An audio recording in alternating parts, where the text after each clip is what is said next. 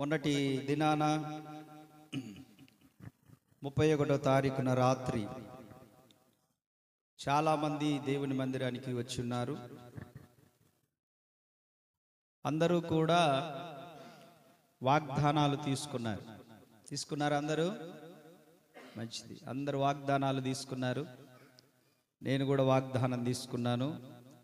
సంఘానికి కూడా దేవుడు ఒక వాగ్దానాన్ని ఇచ్చాడు. వాటన్నిటిను దేవుడి సంవత్సరం నెరవేర్చున్నట్లు చేతులెత్తి స్తోత్రాలు చెల్లిద్దాం. స్తోత్రం స్తోత్రం స్తోత్రం స్తోత్రం స్తోత్రం. మరలా 1వ తారీఖున కూడా మీలో కొంతమంది వచ్చి చక్కగా ప్రార్థన చూసుకొని 1 గంట దాకా, ఆ రోజు 2 అయింది అనుకుంటాను, బహుశా ప్రార్థన అయిపోయేసరికి 2:30 అయింది. కొంతమంది వచ్చారు, ఒక 50 మంది దాకా మేమందరం కూడుకొని మరలా ప్రభు సన్నిధిలో 1వ తారీఖు కూడా ఆరాధనలో గడపడం జరిగింది. మంచిది. మరలా నిన్న శనివారం ప్రభు సన్నిధిలో గడిపాము. ఈరోజు కూడా ఈ విధంగా ఆరాధనకు మనందరము చేరి కూడి ఉన్నాం. ఏది ఏమైనా ఈ సంవత్సరంలో ప్రతి ఆదివారం ప్రభు సన్నిధిలో కనపడుటకు మనం సిద్ధపడదాం. మంచిది బిడ్డలారా. ఒక 3 సార్లు దేవునికి స్తోత్రం చెల్లించిన తర్వాత వాక్య పరిచర్లోనికి వెళ్దాం. అందరం చేతులెత్తి హల్లెలూయా చెప్పండి 3 సార్లు.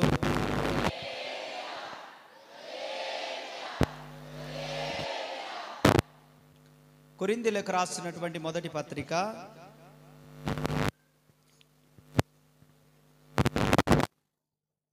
అపోస్తులుడైన పౌలయ్య గారు కొరింథీయులకు రాసినటువంటి కొరింథీ సంఘానికి రాసిన మొదటి పత్రిక 2వ అధ్యాయము 9వ వచనాన్ని చదువుకుందాం.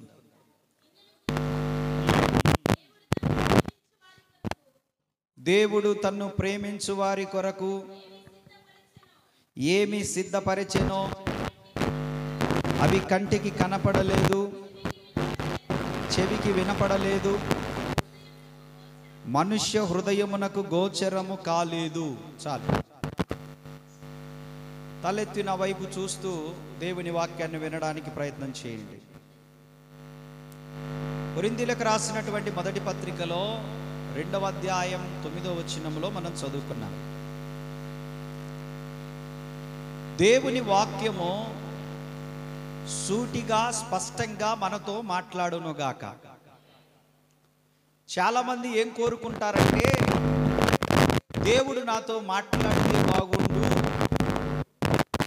ఈ సంవత్సరమైనా మాట్లాడితే బాగుండు, ఈ నెలలోనైనా మాట్లాడితే బాగుండు, ఈ రోజైనా మాట్లాడితే బాగుండు అని ఆశపడతారు. ఆశపడిన ప్రాణములను దేవుడు తృప్తిపరచునుగాక. దేవుడు తృప్తిపరిచే దేవుడు. దేవుడు మాట్లాడే విధానాలు కొన్ని రకాలుంటాయి. దేవుడు మనము పడుకున్నప్పుడు లేదా ప్రార్థించే సమయంలో మెల్లని స్వరము ద్వారానైనా మాట్లాడతాడు. లేదా దేవుడు ఎలా మాట్లాడతాడు అనంటే, మీరు వాక్యము చదివేటప్పుడు, బైబిల్ చదివేటప్పుడు కొన్ని వచనాల ద్వారా దేవుడు మీతో మాట్లాడతాడు. లేదా దేవుడు ఎలా మాట్లాడతాడనంటే, ఆదివారమో బుధవారమో శనివారమో శుక్రవారమో సభలకు వెళ్ళినప్పుడు ఇదిగో వాక్య రూపములో దేవుడు మనతో మాట్లాడతాడు. దేవుడు మాట్లాడాలి అని కోరుకున్న వాళ్లకు మాత్రమే దేవుడు నాతో మాట్లాడుతున్నాడు అనేటువంటి స్పర్శ, స్పష్టత ఉంటుంది. మిగతా వాళ్ళకు ఉండదు. దేవుడు స్వయంగా నాతో మాట్లాడాలి అనుకుంటున్నారు, ఇప్పుడు దేవుడు మీతో స్వయంగానే మాట్లాడుతున్నాడు. దేవుని స్వరము నాకు వినపడాలి అనుకుంటున్నారు, ఇప్పుడు దేవుని స్వరమే మీకు వినపడుతుంది. ఇప్పుడు వినపడుతుంది దేవుని స్వరమే, మాట్లాడుతుంది కూడా దేవుడే. మీరు నమ్మితే ఈ సంవత్సరం దేవుని మహిమను చూచుదురుగాక. నా ప్రార్థనలకు జవాబు రాలేదనుకుంటున్నారు, అనుకుంటున్నారా? వారం నీ ప్రార్థనలకు జవాబు వాక్య రూపంలో చెప్తానే ఉన్నాడు దేవుడు. మీరు అనుకుంటున్నారు ఇంకా నాకు జవాబు రాలేదని మీరు అనుకుంటున్నారు, కానీ వారము దేవుడు వాక్య రూపంలో మీకు సమాధానం ఇస్తున్నాడు. మీరు నమ్మాలి. ఆదియందు వాక్యం ఉండెను, వాక్యము దేవుని యొద్ద ఉండెను, ఆ వాక్యమే దేవుడై ఉండెను అని మనం నమ్మాం. యోహాను సువార్తలో 1:1 మనము బాగా తెలుసు, మనకు అది చదవద్దులే. ఆదియందు వాక్యం ఉండెను, వాక్యము అనగా ఓంకార శబ్దము. వాక్యము అనగా శబ్దమై ఉన్న దేవుడు. వాక్యము అని అంటే అదొక పదం అనుకుంటున్నారా మీరు? ఓం అనే ఒక శబ్దము, ఓంకార శబ్దము. దేవుడు శబ్దమై ఉన్నటువంటి దేవుడు ఆయన. ఆ శబ్దమై ఉన్న దేవుడే వాక్యము అని పిలువబడ్డాడు. ఆ వాక్యమై ఉన్న దేవుడే ఈ వాక్యములో నుండి మీతో మాట్లాడుతున్నాడు, నాతో మాట్లాడుతున్నాడు. కాబట్టి వాక్యము చాలా జాగ్రత్తగా మీరు ఆలకించాలి. ఈరోజు మొట్టమొదటి ఆదివారంలో దేవుడు ఇక్కడ వచ్చిన వారిని పేరు పేరున ఆయన మాట్లాడుతున్నాడు. నువ్వు పాపివా పరిశుద్ధుడివా దేవునికి అనవసరమైన విషయం. నువ్వు ఏ కులము ఏ రంగు దేవునికి అనవసరమైన విషయం. నువ్వు ఆటోలో వచ్చావా నడుచుకుంటూ వచ్చావా దేవునికి అనవసరమైన విషయం. నీ దగ్గర ధనం ఉందా పేదవాడివా దేవునికి అనవసరమైన విషయం. నీ వర్ణన, నీ రూపు, నీ రంగు నీకు కలిగి ఉన్న దేవుని దేనితో నిమిత్తము లేదు. ఈరోజు దేవుని ఆలయములో నువ్వు అడుగుపెట్టావు కాబట్టి దేవుడు ఈరోజు మనతో ఏం మాట్లాడుతున్నాడు అనంటే, ఎవరైతే నన్ను ప్రేమిస్తారో, ఎవరైతే నా మాటకు చెవి ఎగ్గుతారో, ఎవరైతే నన్ను ఆరాధిస్తారో, ఎవరైతే నాకు భయము భక్తి కలిగి ఉంటారో, దేవుడు అంటున్నాడు అటువంటి వారి కొరకు నేను కొన్ని మేలులు సిద్ధపరిచాను, కొన్ని దీవెనలు సిద్ధపరిచాను, కొన్ని కార్యాలు చేయాలనుకుంటున్నాను.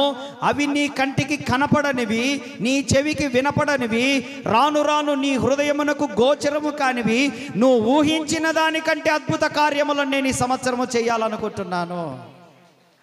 అది దేవుడు మాట్లాడుతున్నటువంటి స్పష్టమైన మాట. ఆత్మ సంఘముతో చెప్పుచున్న మాటలు చెవిగలవాడు వినుగాక. ఆమేన్. దేవుడు అంటున్నాడు, తన్ను ఎందరూ ప్రేమించుచున్నారో, దేవుణ్ణి ప్రేమించే వారి కొరకు. దేవుణ్ణి ప్రేమించడం అంటే ఏంటి? ఈ లోకంలో ఎన్నో ప్రేమలు ఉన్నాయి. స్వార్థపూరితమైన ప్రేమలు, కోరికలు తీర్చుకునే ప్రేమలు, కోరికలు తీర్చుకున్న తర్వాత నీకు నాకు సంబంధం లేదని తృణీకరించే ప్రేమలు, కొంతవరకే అట్రాక్షన్తో కూడినటువంటి ప్రేమలు ఉన్నాయి. ఆ ప్రేమల గురించి మాట్లాడడం లేదు, కానీ దేవుని ప్రేమ గురించి, మనుషులు ప్రేమించాల్సిన విధానం గురించి దేవుడు మాట్లాడుతున్నాడు. మీరు నన్ను ప్రేమించండి అని దేవుడు మాట్లాడుతున్నాడు. ఎలా ప్రేమించాలయ్యా నిన్ను? నీకు ఎలాంటి ప్రేమను చూపించగలము? నీలాంటి ప్రేమించేవాడు ఎవడైనా ఉన్నాడా? మా కొరకు భూమి మీదకే దిగి వచ్చావే, మా కొరకు నీ రక్తము కార్చావే, మా కొరకు నీ శ్రమలు అనుభవించావే, మా కొరకు ముండ్ల కిరీటం పెట్టబడిందే, మా కొరకే ఆకాశమునకు భూమినికి మధ్యలో వ్రేలాడదీయబడ్డావే, మా కొరకే 3 మ్రేకులు నీకు దిగగొట్టబడ్డాయే, మా కొరకే నీ ప్రాణము పెట్టావే, నీ చెమట బిందువు రక్తముగా మారేంత వరకు మా కొరకు గెత్సెమనే తోటలో ప్రార్థన చేశావే, కన్నీరు కార్చావే, మా కొరకే నీ దేహము నాగటి సాళ్ళ వలె దున్నబడిందే, మా కొరకే నీవు ప్రాణము పెట్టావే, సమాధి చేయబడ్డావే, తిరిగి 3వ దినాన లేచావే, మా కొరకు నువ్వు ఇంత ప్రేమ క్రియారూపకంగా చూపించావు. నీ కొరకు మేము ఎలా ప్రేమను చూపించగలము తండ్రి అని మనం అడిగితే, దేవుడు అంటూ ఉన్నాడు, ఆయనను మనం ప్రేమించే విధానం ఏంటో తెలుసా? ఆయనను మనం ప్రేమించే విధానం ఏంటనంటే, ఆ యోహాను పత్రికలు అంటాడు, యోహాను రాసినటువంటి మొదటి పత్రికలు అంటాడు, ఆయన ఆజ్ఞలను గైకొనుటయే ఆయనను ప్రేమించుట. స్తోత్ర. ఏమంటాడండి? ఉందా మాట? ఎన్నో అధ్యాయం ఎన్నో వచనం అది తీయలేదా? యోహాను రాసినటువంటి మొదటి పత్రికలో మాట్లాడతాడు. 5వ అధ్యాయం 3వ వచనం చదువు. మొదటి పత్రికలో 5వ అధ్యాయం 3వ వచనం చదువు. మనము ఆయన ఆజ్ఞలను గైకొనుటయే దేవుణ్ణి ప్రేమించుట. స్తోత్రం చెప్పండి గట్టిగా. ఆయన ఆజ్ఞలలో మొట్టమొదటి ఆజ్ఞ ఏంటి? నీ దేవుడైన యెహోవాను ప్రేమించు. రెండవ ఆజ్ఞ ఏంటి? నిన్ను వలె నీ పొరుగువానిని ప్రేమించు. ఈ 2 ఆజ్ఞలు 10 ఆజ్ఞలన్నీ కూడా దాంట్లో ఇమిడిపోయి ఉన్నాయి. స్తోత్రం చెప్పండి. 10 ఆజ్ఞలన్నీ 10 కమాండ్మెంట్స్ కూడా ఈ 2 కమాండ్మెంట్స్ లో దేవుడు ఇంక్లూడ్ చేశాడు. ఆమేన్. కాబట్టి మనము దేవుణ్ణి ప్రేమించడం ఒకటి, నిన్ను వలె నీ పొరుగు వారిని ప్రేమించడము రెండవది. ఈ 2 ఆజ్ఞలు గనక మనం పాటించగలిగితే దేవుడు అంటూ ఉన్నాడు, మీరు నన్ను ప్రేమించండి. ఆమేన్. మీరు నన్ను ప్రేమిస్తే మీ కంటికి కనపడని కార్యాలు, మీ చెవికి మునుపెన్నడు వినపడని కార్యాలు, మీ హృదయము ఆలోచించని కార్యాలు, మీ మనసు యోచన చేయని కార్యాలు నేను ఈ 2025 సంవత్సరంలో ప్రతి కుటుంబానికి చేయాలని ఆశపడుతున్నాను అంటున్నాడు ఆయన. ఆమేన్. నమ్మితే స్తోత్రం చెప్పండి. హల్లెలూయా. ప్రియమైన దేవుని పిల్లలారా, దేవుని యొక్క ఉద్దేశం ఏంటనంటే మనము ఆయనను ప్రేమించాలి. మొట్టమొదటి ప్రేమ ఎవరిపైన ఉంచాలి? దేవుని పైన ఉంచాలి. మొట్టమొదటిగా దేవుణ్ణి ప్రేమించండి. ఆ తర్వాత నీ పిల్లలను కానీ, ఆ తర్వాత నీ భార్యను కానీ, ఆ తర్వాత నీ భర్తను కానీ, ఆ తర్వాత నీ కుటుంబాన్ని కానీ, ఆ తర్వాత నీ స్నేహితులను కానీ, ఆ తర్వాత నీకు కలిగిన డబ్బును కానీ, ఆ తర్వాత నీకు కలిగిన ఇంటిని కానీ, ఆ తర్వాత నీకు కలిగిన సమస్తమును ప్రేమించుకోండి, తప్పులేదు. కానీ మొట్టమొదటి ప్రేమ మాత్రం ఎవరిపైన ఉండాలి? దేవుని పైన ఉండాలి. దేవునికి స్తోత్ర. ఎందుకనంటే దేవుని వాక్యం స్పష్టంగా మాట్లాడుతుంది, నాకంటే ఎక్కువగా మీరు తల్లినైనను, తండ్రినైనను, అక్క చెల్లెలనైనను, అన్నదమ్ములనైనను నాకంటే ఎక్కువగా ప్రేమించువాడు నాకు పాత్రుడు కాడు అని దేవుని వాక్యం స్పష్టంగా మాట్లాడుతుంది. మత్తయి సువార్త 10వ అధ్యాయం 37వ వచనములో ఒక చక్కని మాట మనం చదువుకుందాం. మత్తయి సువార్త 10వ అధ్యాయం 37వ వచనములో దేవుని మాట స్పష్టం చేస్తా ఉంది. ఈరోజు దేవుని స్వరమే వినపడతా ఉంది. బిడ్డలారా, ఓపెన్ చేయండి. తండ్రినైనను తల్లినైనను నాకంటే ఎక్కువగా ప్రేమించువాడు నాకు పాత్రుడు కాడు. కుమారునైనను కుమార్తెనైనను నాకంటే ఎక్కువగా ప్రేమించువాడు నాకు పాత్రుడు కాడు. స్తోత్రం చెప్పండి గట్టిగా. చెప్పాలి గట్టిగా. వెనకున్న వాళ్ళు హల్లెలూయా. దేవుని వాక్యం ఏమన్నది? నాకంటే ఎక్కువగా మీ ఇంట్లో ఎవరిని ప్రేమించకూడదు. దేవునికి స్తోత్ర. ఎందుకంటే మీ ఇంట్లో ఉన్న వాళ్ళందరినీ ఇచ్చింది నేనే అన్నాడు ప్రభు. మన ఇంట్లో ఉన్నాయన్ని ఇచ్చింది ఎవరో? మన ఇంట్లో ఉన్నాయన్ని ఇచ్చింది ఎవరో? దేవునికి స్తోత్ర. హల్లెలూయా. అందుకే అంటున్నాడు, తండ్రినైనను చదువు, తల్లినైనను నాకంటే ఎక్కువగా ప్రేమించువాడు నాకు పాత్రుడు కాడు. ఇక్కడ ఆగుదాం మనము. తల్లినైనా తండ్రినైనా నాకంటే ఎక్కువగా ప్రేమిస్తే మీరు నా బిడ్డలు కాదు, మీరు నా పాత్రులు కాదు, అసలు మీరు ఎవరో నాకు తెలియదు అన్నట్టుగా దేవుడు ఖచ్చితంగా మాట్లాడుతున్నాడే. మనం దేవుని కంటే ఎక్కువగా పనిని ప్రేమించామనుకో, పనిని ఆదివారము దేవుని మందిరానికి రాకుండా పనిని ప్రేమించామనుకో, ఆదివారం దేవుని మందిరానికి రాకుండా ఫంక్షన్లను ప్రేమించామనుకో, ఆదివారం దేవుని మందిరానికి రాకుండా ఇంకేదైనా మనం ప్రేమించామనుకో, అటువంటి వారు దేవునికి అంతే. అది నా మాట కాదు, మీకు వాక్యానుసారంగా చూపిస్తున్నాను. కొంతమంది విషయములలో ఆదివారమే ఫంక్షన్లు వస్తాయి. కొంతమందికి ఏంటండి? ఆదివారమే నా మొన్న కూర్చోబెట్టినారు, ఆదివారం లేపుతుర్రంట, తప్పకుండా పోవాలి, అయిన పోయిన వాళ్ళు అయిపోయా, మాకేమో డేస్ వేసిండ్రు, మేము పోయి మళ్ళీ డేస్ వేయాలి, మాకేమో గొలుసులు పెట్టారు, మేము మళ్ళా గొలుసులు పెట్టాలి, లేకపోతే తిట్టుకుంటారు, లేకపోతే ఇంక అట్ట మాట్లాడతారు ఇట్ట మాట్లాడతారు, మాకేమో తపేలాలు వేసారు, మేము తపేలాలు వేయాలి, మాకేమో అవేసారు ఇవేసారు, మాకేమో 1116 వేసారు, మేము కూడా వెళ్ళి వేయాలి. అందుకోసం ఆదివారము మేము సాయంత్రం వెళ్ళి ఇస్తే వాళ్ళు ఏమన్నా మిమ్మల్ని సిలువేస్తారా? సాయంత్రం వెళ్ళి కనపడి సదింపులేసి వాళ్ళకు విషయం చెప్పి అర్థం చేసుకుంటే చేసుకున్నారు, లేకపోతే లేదు. మీరు వెళ్ళడమే గొప్ప విషయం కాబట్టి, మీరు వెళ్ళడం వాళ్ళకు ముఖ్యం కాబట్టి, లేకపోతే ఇత్తడి బగిట పోద్దండి. ఏంటిది? లేకపోతే కంచు బిందె పోద్ది కాబట్టి. ఇట్లాంటి పరిస్థితులన్నీ కూడా ఈ సంవత్సరం మారిపోవునుగాక. హల్లెలూయా. ఏదో తప్పని పరిస్థితి, నా యజమానుడు, నేను పని చేసే దగ్గర యజమానుడు తప్పకుండా నన్ను ఒత్తిడి తెచ్చాడు కాబట్టి నేను ఆదివారం రాలేనంటే నో ప్రాబ్లం. అధికారులకు లోబడమని వాక్యం చెప్తుంది. నీ పైన యజమానులకు లోబడమని వాక్యం చెప్తా ఉంది. నీ యజమానుడు కొంచెం ప్రెజర్ చేస్తే నువ్వు తప్పకుండా ఉండాల్సిందే ఈ ఆదివారం అంటే, సరే ఉండిపో. నీ అధికారులు నీకు ఉండాలని తప్పకుండా ప్రెజర్ చేస్తే ఉండిపో. ఎందుకనంటే వాక్యం కూడా చెప్తుంది, నీ యజమానులకు, నీ అధికారులకు నువ్వు లోబడి ఉండాలి, నీ నాయకులకు నువ్వు లోబడి ఉండాలి అని చెప్పి వాక్యం చెప్తుంది. కాబట్టి తప్పని పరిస్థితి ఓకే, కానీ కొన్నిసార్లు ఆదివారం మనము మిస్ చేసుకుంటున్నాం. అంటే దేవుని ప్రేమ అప్పుడప్పుడు కొదువు అవుతుంది మనకు. మనం ఎక్కువగా దేన్ని ప్రేమిస్తామో, ఒక మాట చెప్తాను సూటిగా, సుత్తి లేకుండా, స్ప్రైట్ దాగి వచ్చా కాబట్టి నేనేం తాగలేదు, వినండి.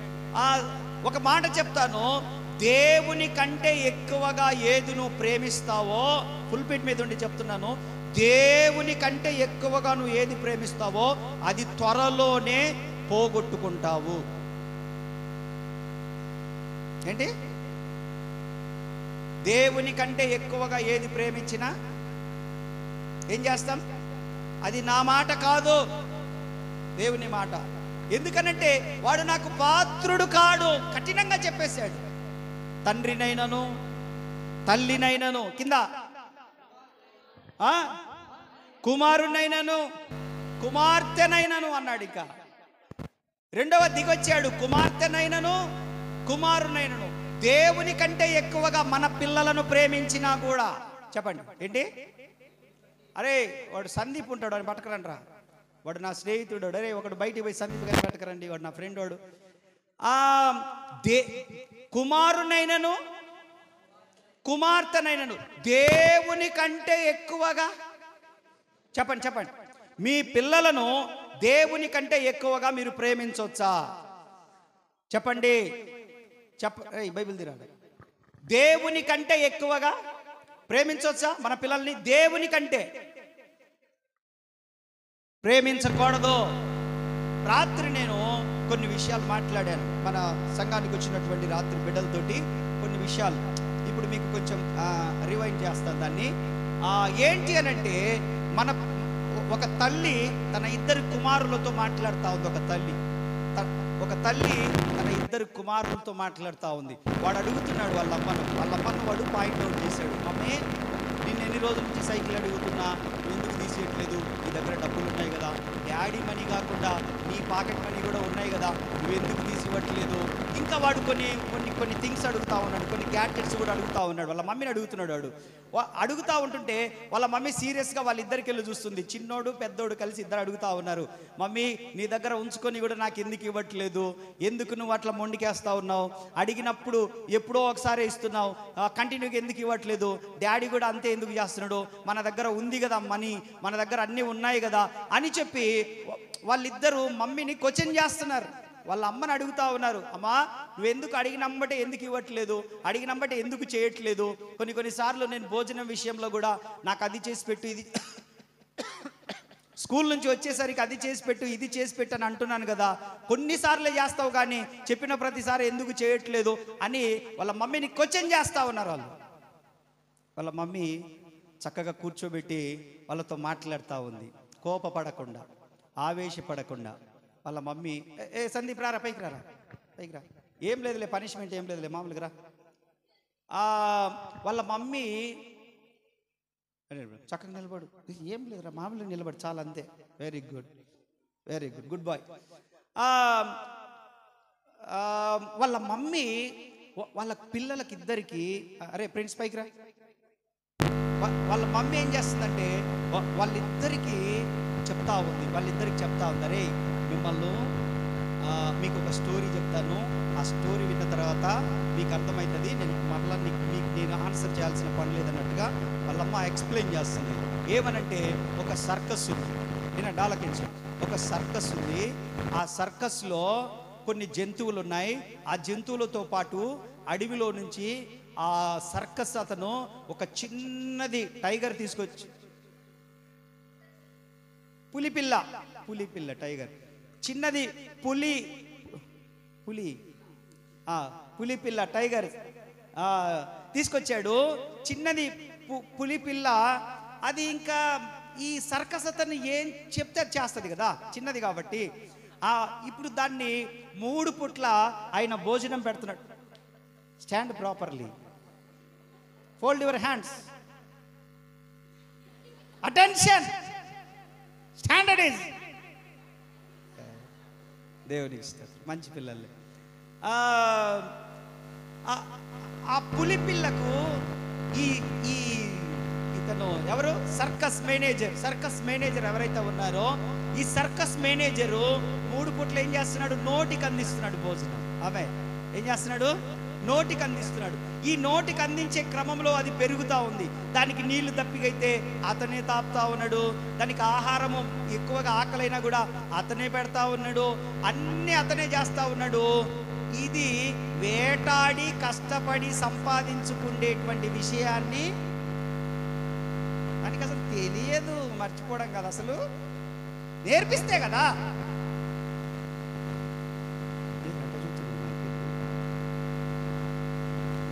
అసలు తెలియదు దానికి.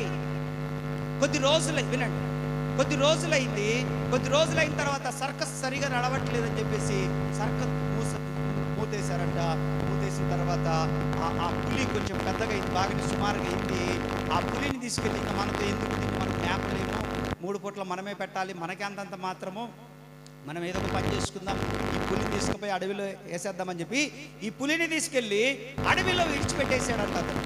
అడవిలో విడిచిపెట్టేసిన తర్వాత కొద్ది రోజులకు వెళ్ళి ఆ ఫారెస్ట్ ఆఫీసర్ని అడిగాడంట, సార్ నేను విడిచిపెట్టి వచ్చినటువంటి పులి ఎలా ఉంది సార్, ఏమన్నా కనపడుతుందా అక్కడక్కడ? సార్ దానికి ఏం తెలియదండి, అది ఎంత అభ్యంతరండి, అది ఏదో పెడితే తింటది, అసలు వేటాడడం కూడా రాదండి, అది అని చెప్తే ఆయన అన్నాడంట, అది వచ్చిన వారానికి దాన్ని ఆట కుక్కలు వేటాడి చంపి తినేసి, అది అడవిలోకి నువ్వు విడిచిపెట్టిపోయినావు. ఒక వారానికే వేట కుక్కలు, అడవిలో ఉన్న వేట కుక్కలు దాన్ని వేటాడి తినేసినాయి. ఎందుకో తెలుసా? దాని స్వభావ లక్షణం వేటాడడం నేర్పించలేదు. ఈరోజు మన పిల్లలను ఒక విషయం గమనించండి. మీరు మన పిల్లల విషయంలో మీరు ప్రేమించండి, పిల్లలను తప్పలేదు. మీ పిల్లలకు అడిగినంటనే వారి కోరికలు మీరు తీరిస్తే సర్కస్సులోని పులిలాగా మీ పిల్లల భవిష్యత్తులు మారుతాయి. మీకు పెట్టడం చేతకాక కాదు, మీరు పెట్టగలరు. అయినా అడిగినంటనే వాళ్ళ కోరికలు మాత్రము, వాళ్ళు అడిగినవి చేయకూడదు. వాళ్ళకు కష్టం తెలియాలి. వాళ్ళకు ఒక పూట ఆహారం లేకపోతే ఆకలి ఎట్టుంటుందో తెలియాలా. వాళ్ళకు ఆహారం లేకపోతే ఒక పూట ఆకలి ఎట్టుంటుందో తెలియాలి. అందుకే ఆదివారం రోజున ఉదయం మీ పిల్లలకు కూడా భోజనం పెట్టకుండా తీసుకొని రావాలా, మీరు అలవాటు చేయాలా. దేవునికి స్తోత్రం. మీ పిల్లలకు మీరు అన్ని చేయగలరు, అన్ని ప్రొవైడ్ చేయగలరు, అన్ని ఇవ్వగలరు. కానీ వాళ్ళకి కష్టపడడం నేర్పియాలా, వాళ్ళ పనులు వాళ్ళు చేసుకోవడం నేర్పియాలా. షాంపూ ప్యాకెట్ ఎక్కడుందో కూడా అమ్మ తెచ్చియాలనంటే నీ స్థితి ఏందో నువ్వు గమనించు. సబ్బు పెట్టె కూడా నాన్న తీసుకొచ్చి ఇవ్వాలంటే వాట్ అబౌట్ యూ? స్కూల్ నుంచి రాగానే నీ క్యారేజ్ బాక్స్ కంపు కొడుతున్న క్యారేజ్ బాక్స్ తీసుకెళ్ళి కడుక్కోవాలనే జ్ఞానం లేదనంటే అది మరుసటి రోజు ఉదయం దాకా దాంట్లో ఉంటే ఎంత అది పాయిజన్ అయిపోయి ఎంత స్మెల్ వచ్చి మళ్ళా ఆ టైంలో కూడా తల్లి ఆ టైంలో కూడా అమ్మే కడగాలంటే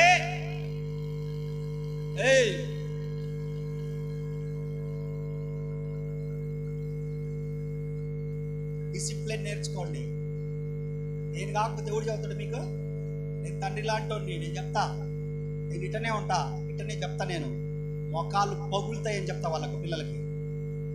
మీ పనులు మీరు నేర్చుకోండి. మీ పనులు మీరు నేర్చుకోకపోతే ఏమైతుందో తెలుసా?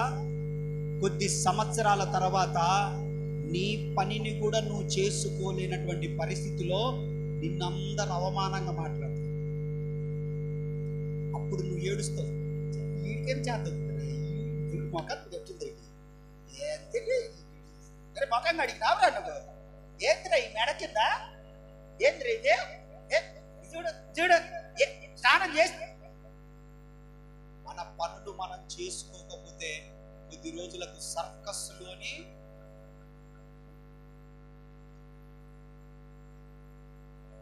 జాగ్రత్త, యవనస్తులారా జాగ్రత్త, ఆడపిల్లలారా ఎప్పుడు మగ పిల్లలు జోలిపోతా అనుకుంటున్నారేమో. అంట్లు దోమడం చేత కదా మీకు? సిగ్గు లేదు? సిగ్గు అనేది ఒకటి ఉంటది, ఉందా? నేను రాత్రి తాలినా, ఇప్పుడు నువ్వు దాపా. రాత్రి తింటా నువ్వు బర్రె గుడ్డు పైన నమ్మ అడిగిందా మరి ఆ విషయాన్ని? కంపాక్స్ పోయిందంటే కంపాక్స్ కొనిచ్చుకుంటుంది. అమ్మా కిస్మిస్ వచ్చింది, ఒక జత సరిపోతుంది, 2 జతలు కావాలంటివి. 31st నైట్ అంటివి, అమ్మ పలానోళ్ళ ఫంక్షన్ అంటివి, కాలేజీలో ఫంక్షన్ అంటివి, స్కూల్లో ఫంక్షన్ అంటివి. జోక్ కాదు నేను చెప్పేది, నేర్చుకోండి. మీ పనులు మీరు నేర్చుకోండి. తల్లిదండ్రులారా, మిమ్మల్ని ప్రేమతో హెచ్చరిస్తున్నా, పిల్లలకు ఖచ్చితంగా పనులు నేర్పించండి. వాళ్ళు మిమ్మల్ని విలన్లు అనుకున్నా పర్వాలేదు, మీరే హీరోలను గుర్తుపెట్టుకోండి. మాత్రం చెప్పండి. చెప్పాను నేను, విలన్లు ఎవరు హీరోలు ఎవరు అనేది. వాళ్ళు మన విలన్లు అనుకున్నా పర్వాలేదు, మన పిల్లలు, మనమే వాళ్ళకు ఆయన హీరో, హీరోయిన్. వాళ్ళకి మంచి చెడ్డలు చూసేది మీరే కదండి, అవునా కదా? అవునా కాదా? ఎక్కడన్నా అది దేవునికి స్తోత్రం. హల్లెలూయా, హల్లెలూయా. ఈ రోజు నుంచి మీ పిల్లలు స్కూల్ నుంచి రాగానే వాళ్ళ బ్యాగ్లో ఉన్న క్యారేజ్ బాక్స్ తీసుకొని మర్యాదగా వాళ్ళనే కడుక్కోమని చెప్పండి. మీరే వాళ్ళకు కూడా అందరికీ మన బిడ్డల కానించే స్టార్ట్ అయింది. సంఘంలో బిడ్డలకి ఎవరి క్యారేజీలు వాళ్ళు కడుక్కోవాలి. ఎవరి బ్రష్ ఆడుంది, మమ్మీ బ్రష్ ఆడబెట్టినా, ఆడబెట్టి నీకు తెలియదు. టాప్ ఆడబెట్టిన మమ్మీ టాప్ ఆడుంది నీకు తెలియదు. నా నైట్ డ్రెస్ ఆడించుకుని తెలియదు.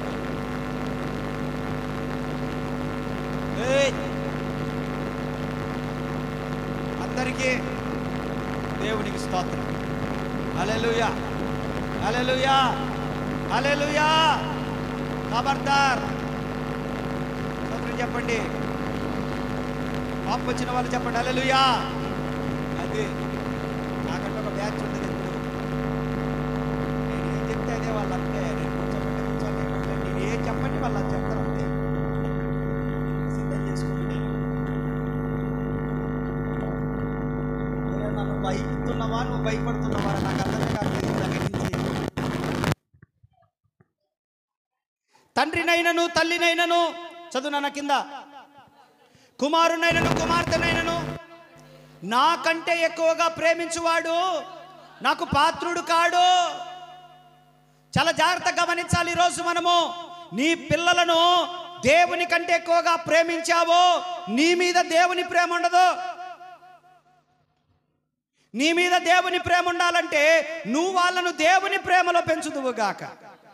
ఉదయాన్నే ఏం చేయాలంటే వాళ్ళకు నువ్వు లేచి వాళ్ళను కూడా లేపి ఒక 5 నిమిషాలన్నా వాళ్ళతో కలిసి ప్రార్థన చేయి. లేదా సాయంత్రం వీలు కుదిరితే సాయంత్రం ఉన్న ఒక 5 నిమిషాలన్నా వాళ్ళని కూర్చోబెట్టుకొని వాళ్ళనే బైబిల్ చదవమని, లేదా వాళ్ళని ఒక పాట పాడమని. చిన్న బిడ్డల సండే స్కూల్ అన్న పాట నేర్చుకొని ఉంటారు కదా, దాన్నన్నా పాడమని వాళ్ళను పాడాలి. పిల్లలు పాటలు నేర్చుకోవాలి. ఒక మాట చెప్పమంటారా? మనం ఎంత స్తుతిస్తే మన ఇంటి చుట్టూ అంత ప్రాకారం ఉంటుంది. మీ పిల్లలు, చంటి పిల్లలు ఎంత స్తుతిస్తే దుర్గములు స్థాపించబడతాయి. ఆమేన్, ఆమేన్. కాబట్టి మనం ఏం చేయాలంటే ఉదయమో సాయంత్రమో ఏదొక పూట మన బిడ్డలను కూర్చోబెట్టుకొని ఒక్క స్తుతి పాటైన పాడుకొని 2 విషయాలన్న స్తోత్రాలు చెప్పించినామనుకో, అట్లా రోజు అలవాటు చేసినామనుకో, మన పిల్లలకు మనకు తెలియకుండానే ఆటోమేటిక్గా మనకు కాపుదలు వచ్చేస్తుంది మనకి. ఆమేన్, హల్లెలూయా. కాబట్టి బిడ్డలారా, దేవుని వాక్యం సెలవిస్తా ఉంది, నన్ను ప్రేమించండి, మీ కొరకు నేను ఏమి సిద్ధపరిచానో తెలుసా? అవి కంటికి కనపడలేదు, చెవికి వినపడలేదు, నీ హృదయానికి గోచరము కావు. అటువంటి అద్భుతమైన కార్యములు నీ పట్ల జరిగిస్తానని దేవుడు మాట్లాడుతూ ఉన్నాడు. ఒక మాట చదవండి, 31వ కీర్తన 19వ వచనం. 31వ కీర్తన 19వ వచనం చదువు. రెండవది, నీ యందు భయభక్తులు గల వారి నిమిత్తము నీవు దాచి ఉంచిన మేలు. ఒకటి ప్రేమించిన వారి కొరకు మేలు, రెండవది భయభక్తులు గల వారికి మేలు కలుగుతుంది. స్తోత్ర, హల్లెలూయా, హల్లెలూయా, హల్లెలూయా. రెండవది భయభక్తులు. ఏంటి భయభక్తులు? ఉంటే ఎలాంటి దీవెన వస్తుంది? 128వ కీర్తన 1 నుంచి చదవండి. అందరు చదవండి, అవి భలే ఉంటాయి. ఆయన ఎందుకు భయభక్తులు ఉంటే ఎలాంటి దీవెన వస్తుందో.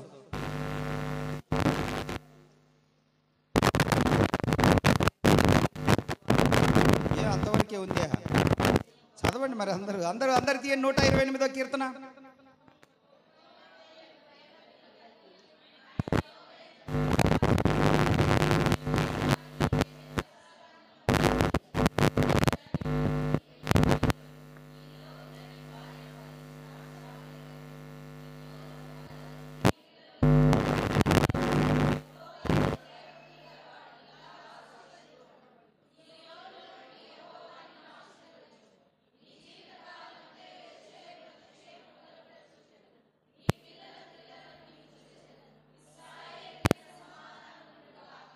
హల్లెలూయా, హల్లెలూయా. చాలా జాగ్రత్తగా గమనించండి. ఈరోజు దేవుని వాక్యం సెలవిస్తుంది, ఆయన యందు భయభక్తులు గల వారి నిమిత్తం ఆయన దాచి ఉంచిన మేలు ఎంతో గొప్పదంటూ. అసలు భయభక్తులు కలిగి ఉంటే,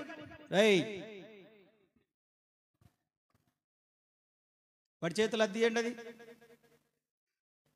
ఆ గ్లాస్ తీయండి వాడి చేతిలో. చక్కగా కూర్చోబెట్టుకోండి పిల్లల్ని. మధ్యలో డిస్టర్బ్ చేయకూడదు. వాక్యము ఫ్లో వస్తున్నప్పుడు, నడిపింపు వస్తున్నప్పుడు మధ్యలో సైతానుగాడు ఎవరొకల ద్వారా దూరి వాడు ఇది చేయాలని చూస్తూ ఉంటాడు. దేవునికి స్తోత్రం, హల్లెలూయా. గమనించండి, ఆయన యందు భయభక్తులు గల వారి నిమిత్తం ఆయన దాచించిన మేలు ఎంతో గొప్పదంటూ. ఆయన యందు భయభక్తులు కలిగి ఉంటే 128వ కీర్తనలో చదివిన ఆశీర్వాదాలన్నీ మన సొంతమైతాయి. అంత మాత్రమే కాదు, ఆయన దాచి ఉంచిన మేలు ఎలా ఉంటుందో తెలుసా? ఇస్సాకు కొరకు రండి, 22వ అధ్యాయంలోనికి, జనసిస్లోనికి రండి, ఆది కాండంలోనికి వస్తే ఇస్సాకు కొరకు దేవుడు ఆ కొండపైన ఏమి దాచి ఉంచాడు బలిగా అనేది మనకు అర్థమవుతుంది. చదువు 10 నుంచి 14 చదువు.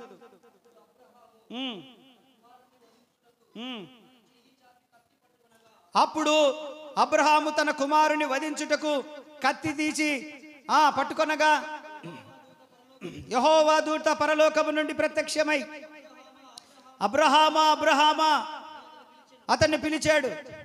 అందుకతడు, చిత్తము ప్రభువా. చదువు.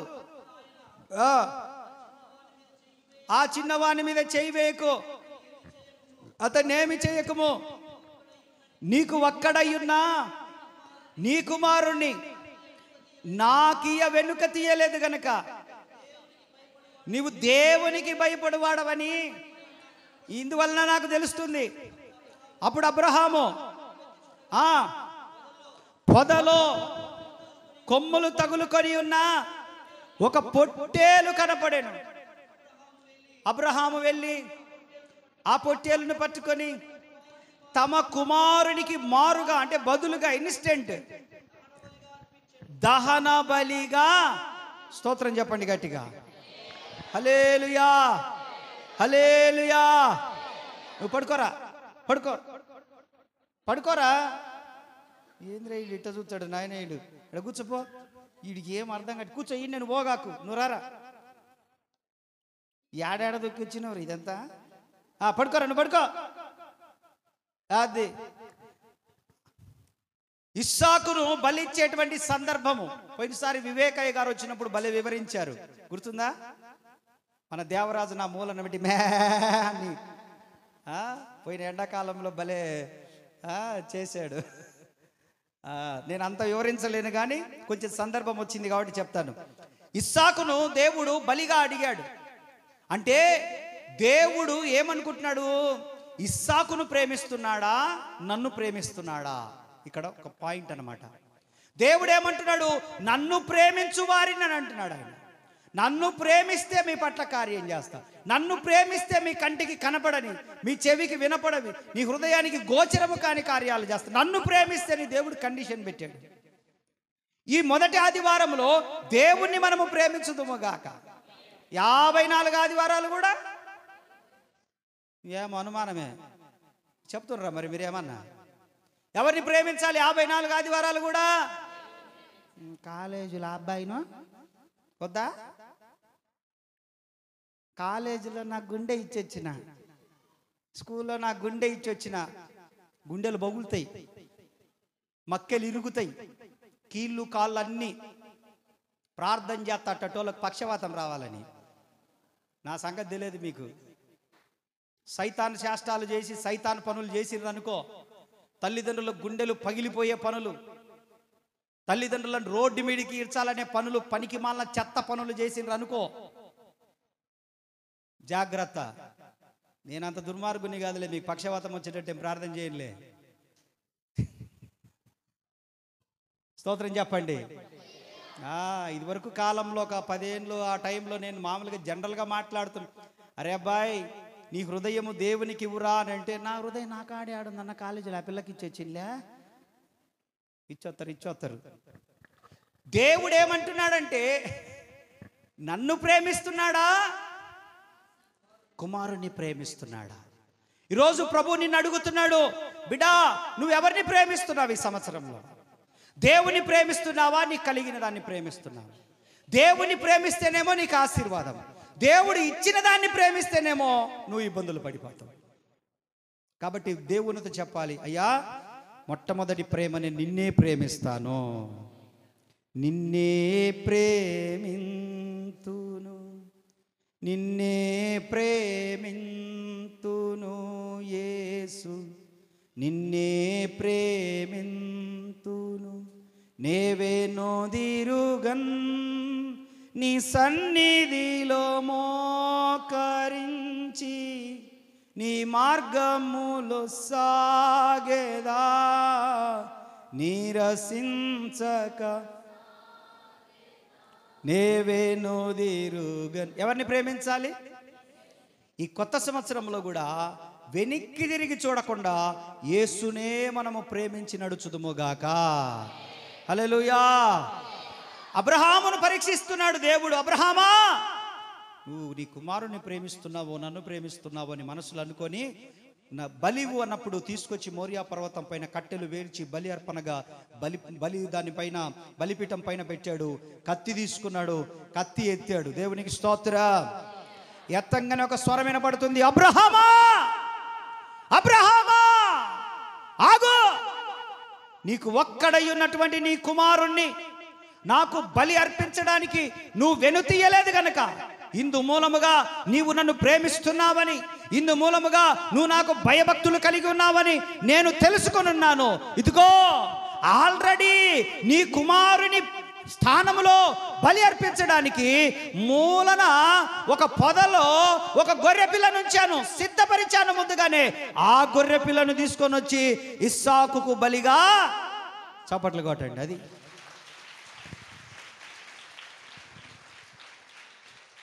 అబ్రహాము విశ్వాసముతో స్వదేశం విడచెను,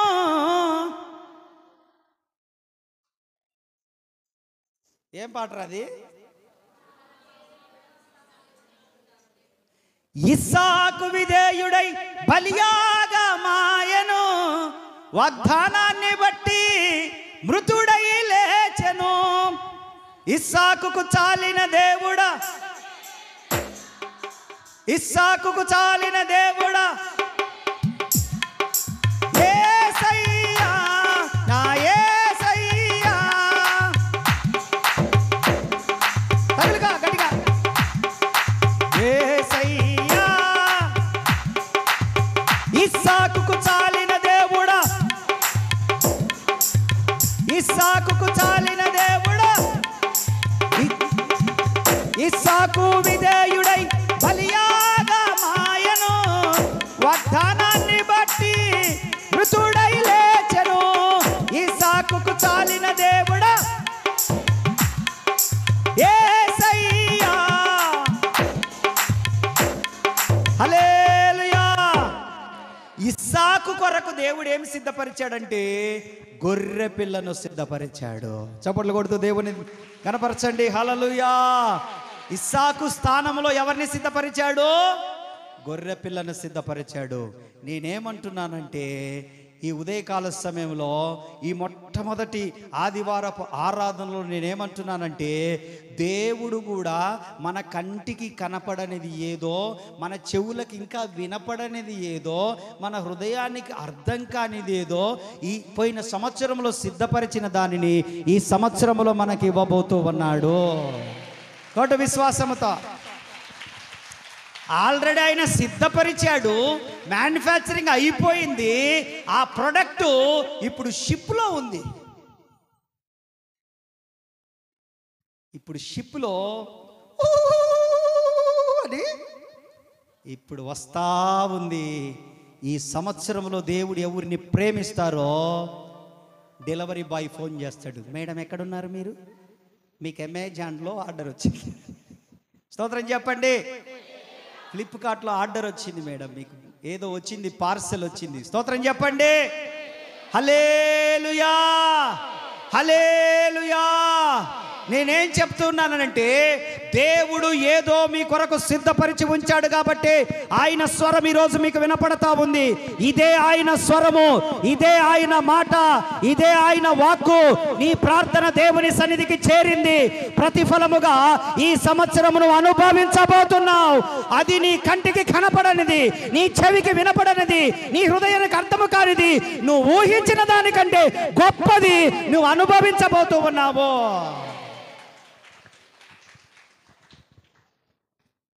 కారణం ఏంటంటే నీవు ఆయనను ప్రేమిస్తున్నావు కాబట్టి. ఆమేన్, ఆమేన్. నువ్వు ఒక్కసారి ప్రేమించి చూడు ఆయనను.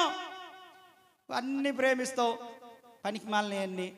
అసలు యేసయ్యను ప్రేమించి చూడండి, ఎంత బాగుంటుందో లైఫ్, ఎంత చక్కగా ఉంటుందో చూడండి. ఒకసారి బీరువాలో పెట్టుకున్నటువంటి ఆ బంగారాన్ని రోజుకు 4 సార్లు తెరిచి చూస్తాం. డబ్బులు ఉన్నాయనుకో రోజుకు 4 సార్లు తెరిచి చూస్తాం. ఖాళీగా ఉన్నాం కదా అని చెప్పి ఏటీఎం కార్డు తీసుకుపోయి డబ్బులు ఎంత ఉన్నాయో చెక్ చేసుకునేటోళ్ళు కూడా ఉండరు. ఇదేం దరిద్రం రా నాయన, ఉంటాయిగా, ఎవడు తీసుకుంటాడు? నువ్వు దేన్ని ప్రేమిస్తున్నావు? దేవుని కంటే నువ్వు ఏది ఎక్కువగా ప్రేమించినా నువ్వు పోగొట్టుకుంటావు.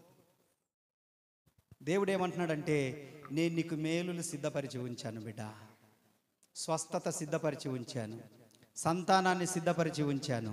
అది శ్రేష్టమైన ఫలం, అది నీకు ఇచ్చేది శ్రేష్టమైనది ఇస్తాను. అది కూడా హల్లెలూయా, హల్లెలూయా. ఇల్లు సిద్ధపరిచి ఉంచాను, నువ్వు వెళ్ళి చూసుకొని డబ్బులు కట్టుకోవడమే. స్తోత్రం చెప్పండి గట్టిగా. హల్లెలూయా. నీకన్నీ సిద్ధపరిచి పెట్టాను.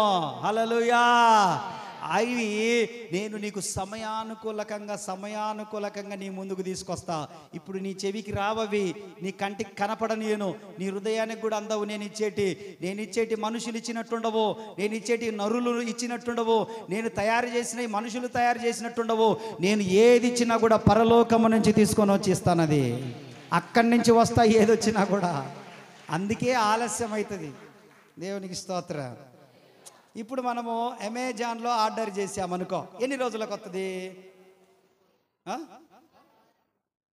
మీరు ఆర్డర్ చేసినటువంటి పార్సిల్ పలాని రోజుకు మీకు అందుతుంది అని చెప్పి వస్తుంది. మనకు మెసేజ్ వస్తుందా రాదా? మెసేజ్ వస్తుందా రాదా? వస్తుంది. ఎన్ని రోజులు పడుతుంది ముంబై నుంచి ఇడికి రావడానికి? ఢిల్లీ నుంచి ఇడికి రావడానికి ఎన్ని రోజులు పడుతుంది ఆ పార్సల్? సరే 3 రోజులు అనుకుందాం. వీళ్ళు చాలా స్పీడ్గా ఉన్నారులే. ఎందుకంటే బస్సులలో పోలరాదనా, బస్సులలో కూడా వీళ్ళదే కదా. స్త్రీలను గౌరవించుట మన వీధి, వారికి కేటాయించిన సీట్లో వారినే కూర్చొనిద్దాం. మేము ఏడ కూర్చోవాలా? మేము నిలబడాలా? చట్టాలన్నీ వీళ్ళకే ఉన్నాయంట. చట్టాలన్నీ అన్ని వీళ్ళయే. అందుకని చెప్పి 3 రోజులే అన్నారులే. 3 రోజులే అందాం. 3 రోజులకు రావాల్సింది 5 రోజులు అయిందనుకో, ఏం చేస్తారు?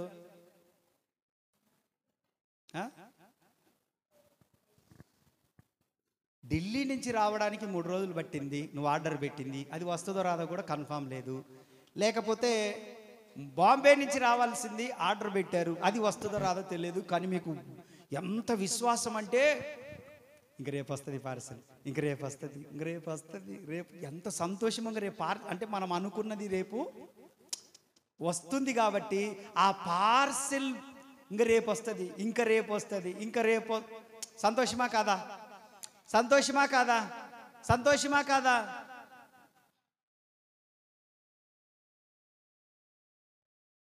అది వస్తుందని మీరు ఎంత నమ్ముతున్నారు కదా. దేవుని యొక్క కార్యాలు కూడా, దేవుని యొక్క కార్యాలు కూడా తప్పకుండా మన పట్ల ఆయన సమయంలో జరుగుతాయని నమ్మాలి. మనం వస్తాయి అనేది వాస్తవమే, కానీ ఎప్పుడు వస్తాయి అనేటువంటి దాంట్లో మనకు నిరుత్సాహం వస్తుంది. అంతే. వస్తాయి కన్ఫామ్గా, ఎప్పుడు వస్తాయి అనేది నిరుత్సాహం అనిపిస్తుంది. కానీ దేవుడు ఆలస్యం చేసినా కూడా అవి మనకు శ్రేష్టమైనయే ఇస్తాడు. అంతకు మించి తొందరగా ఇచ్చినా మనం అవి పాడు చేసుకుంటాం, నష్టపరుచుకుంటాం, పోగొట్టుకుంటాం, వ్యర్థం చేసుకుంటాం. తగిన సమయంలో నిజంగా అవి అవసరమైనప్పుడు మన కాడ లేకుండా మనమే చేసుకుంటాం. కానీ దేవుడు అంటున్నాడు, ఇన్ని రోజులు ఆగినావు కదా బిడ్డ, ఇన్ని సంవత్సరాలు ఆగినావు కదా, ఇన్ని నెలలు ఆగినావు కదా, ఇంకా ఈ సంవత్సరం ఇచ్చేస్తాను నేను. ఆమేన్. ఈ సంవత్సరం ఇచ్చేస్తా.